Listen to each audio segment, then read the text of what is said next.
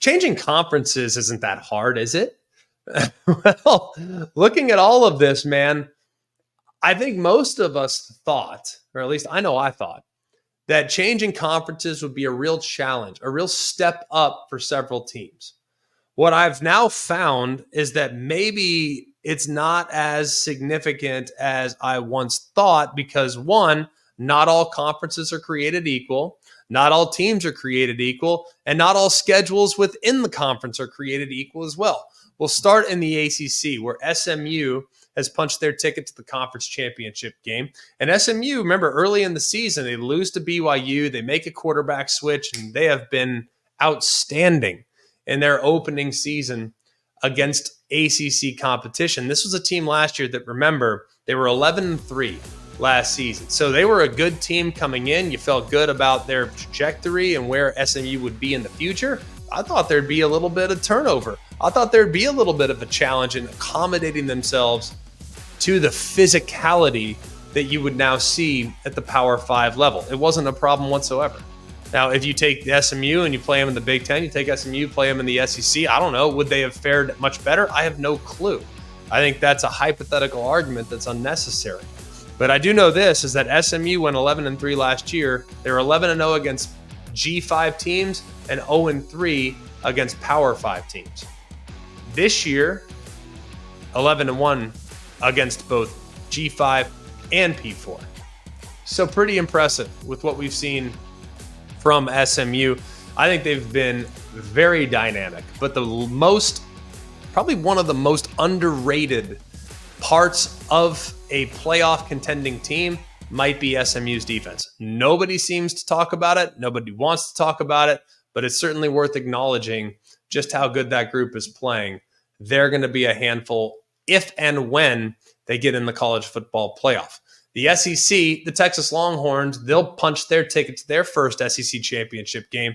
I do think that Texas is the beneficiary of a fairly manageable schedule. It's no disrespect to the Texas Longhorns, but if you made Texas play, let's just say, Oklahoma's schedule, would things be a little bit different for Texas? It might, or it might not be. Like I said, hypotheticals, I'll never know. But I do know this. I do know that this process of the SEC transition for Steve Sarkisian and staff started years and years and years ago. So to think, well, that this was just a year one. No. This started by going and evaluating size-speed combination guys years ago that they think could adequately disrupt when they got into the SEC. They circled 2024. They said, this is the year that we plan on arriving. They got there early last year with a great team, made it all the way to the college football playoff, beat Alabama in the process, and I think proved to everyone proof of concept that if we can go on the road and beat Alabama in Tuscaloosa, the transition into the SEC won't be nearly as difficult as some people forecasted. And you look at their roster too, it's really more about roster. Tell me a roster in the SEC right now that you'd rather have than Texas.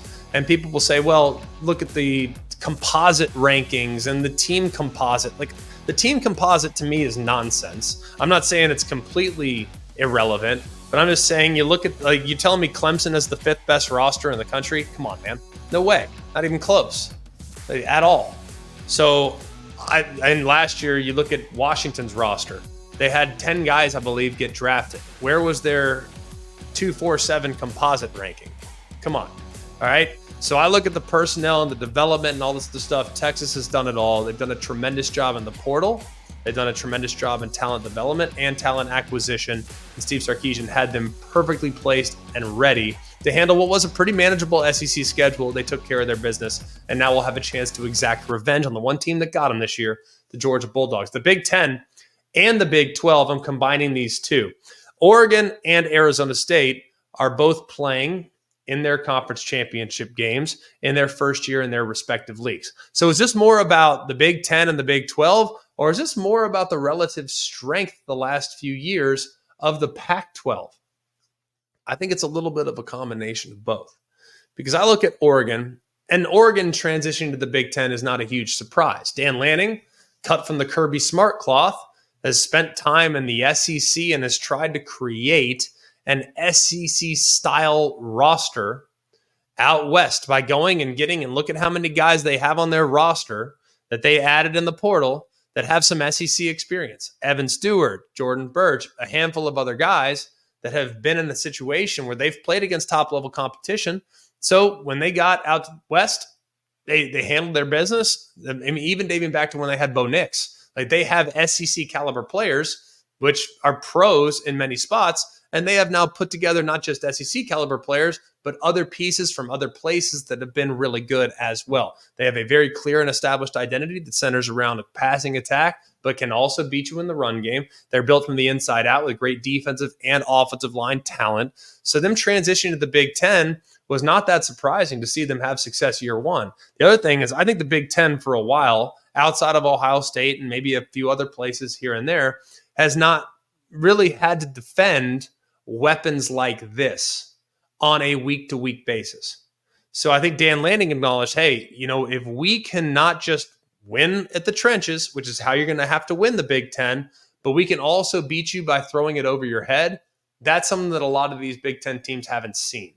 And I think that Oregon now has mastered that identity that will be challenging. It just, will Oregon continue to be able to create mismatches on the perimeter against Big Ten teams in the future? We'll find out, but have to be pretty optimistic with what they've seen. And then finally in the Big 12, Arizona State, one of the most staggering and surprising turnarounds in the college football season has been Arizona State. To go from 3-9 last year to 10-2 this year, one win away from a college football playoff berth.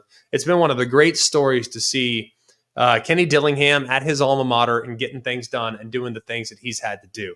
It's really amazing, too, to see their identity. They want to run the football. Cam Scadaboo is one of the best players in the country. He, at one point in his career, was an FCS superstar, has run for 14 touchdowns, has added nearly 500 yards through the air on the receiving end through the air. Has been over 1,200 yards rushing. The guy has just been amazing.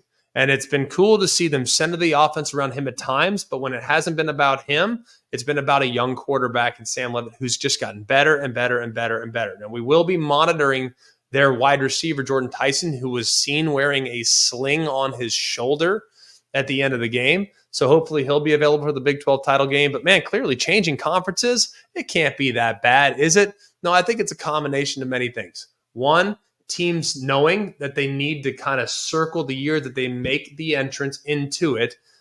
Two, teams not really knowing how to defend some of these teams because they're unfamiliar a little bit with how Kenny Dillingham, with how Dan Lanning, with how Steve Sarkisian, and with how Rhett Lashley are going to attack you.